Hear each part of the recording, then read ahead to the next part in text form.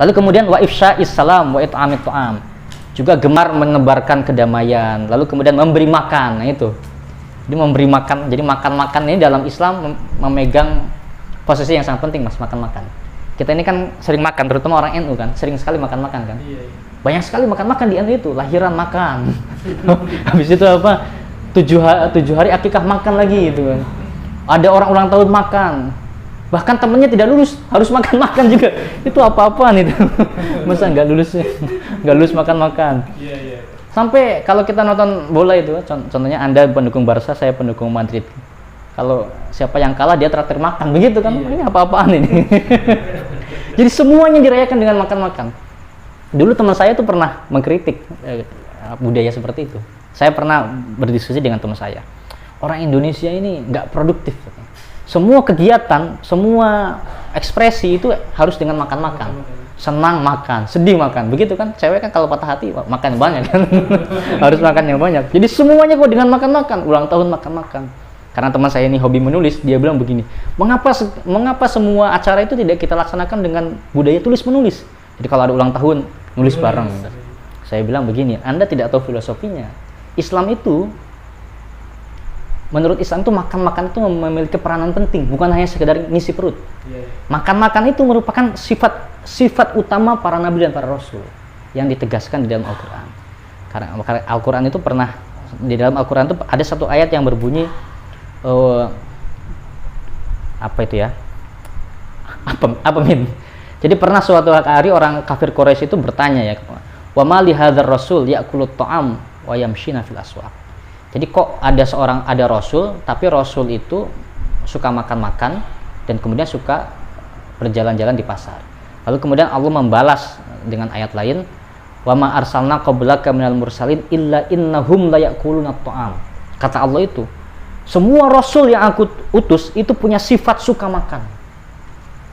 Kenapa seperti itu? Karena untuk membuktikan bahwa zat yang tidak butuh makan hanya Allah Subhanahu wa taala. Nah, jadi makan-makan di dalam Islam itu bukan hanya ngisi perut, tapi untuk mengitsbat, untuk meyakinkan diri kita bahwa yang tidak butuh makan hanya Allah. Kita ini makhluk lemah, harus makan. Jadi makan-makan itu sebagai bentuk menguatkan ketauhidan di dalam Islam. Bukan hanya sekedar ngisi perut.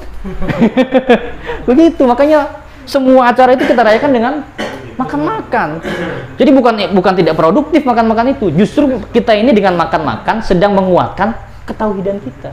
Karena kita meyakini dan kita ingin mengitsbat bahwa yang tidak butuh makan hanya Allah. Kita ini manusia harus makan. Itu bukti bahwa kita itu makhluk yang lemah.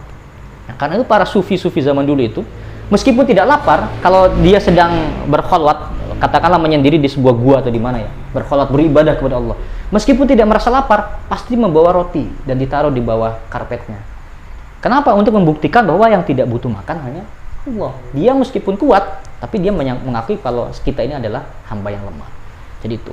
Nah, jadi makanya penting sekali it'am ta'am, memberi makan itu penting. Makanya para ulama-ulama itu sering kan, ayo sini makan, makan. Ayo makan dulu, makan.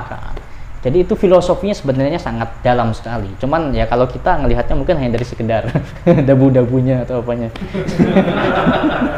Nah, jadi setelah ini kita kalau makan-makan harus ditambah motivasinya.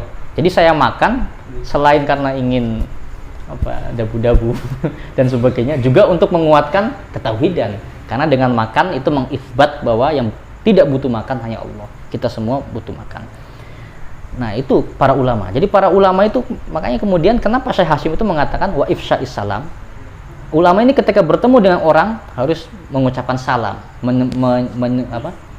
menebarkan kedamaian. Itu masuk akal karena itu indah. Tapi setelah itu wa it'amit ta'am, kok ngasih makan? Apa hubungannya ngasih makan? Itu tadi, karena ngasih makan itu bagian dari upaya penguatan tauhid gitu ya. Nah, karena ayatnya jelas, wa ma arsalna qablaka minal mursalin illa innahum la ya'kuluna ta'am.